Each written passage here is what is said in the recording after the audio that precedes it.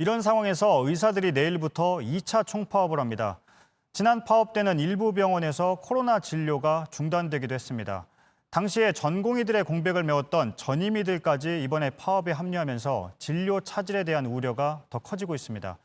현재 상황이 어떤지 서울대병원에 나가 있는 취재 기자를 연결해서 알아보겠습니다. 이희령 기자, 파업을 하게 되면 응급진료에는 문제가 없습니까? 네, 응급진료에는 아직 큰 문제는 없습니다. 파업이 진행 중이기는 하지만요. 코로나 선별진료소 인력은 제외됐고 응급실과 중환자실도 인력이 많이 빠지지는 않았습니다.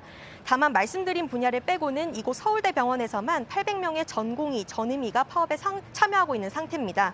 당장 인력 부족 때문에 비응급 수술도 절반으로 줄었습니다. 예, 지금 서울대병원에 나가 있는 거잖아요. 그럼 다른 병원들은 어떻습니까? 네, 서울대 병원만큼은 아니지만 다른 대형 병원에서도 대부분의 의사들이 파업에 참여하고 있습니다.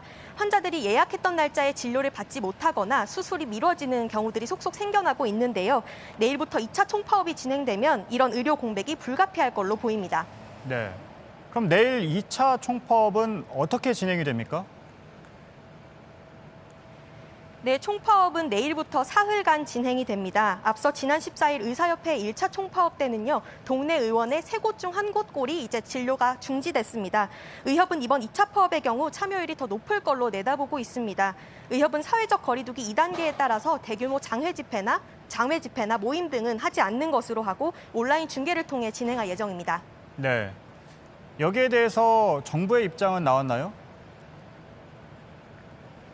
네, 정부 입장은 나왔습니다. 정부는 오늘 브리핑에서 의료계와 열린 마음으로 협의를 해나가고 있다 이렇게 밝혔습니다.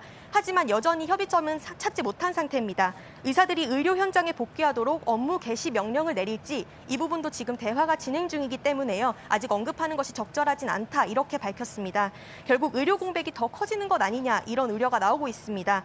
정부는 각 지자체를 중심으로 비상 진료 대책을 세우고 그리고 지원 체계를 마련하고 있다 이렇게 설명했습니다.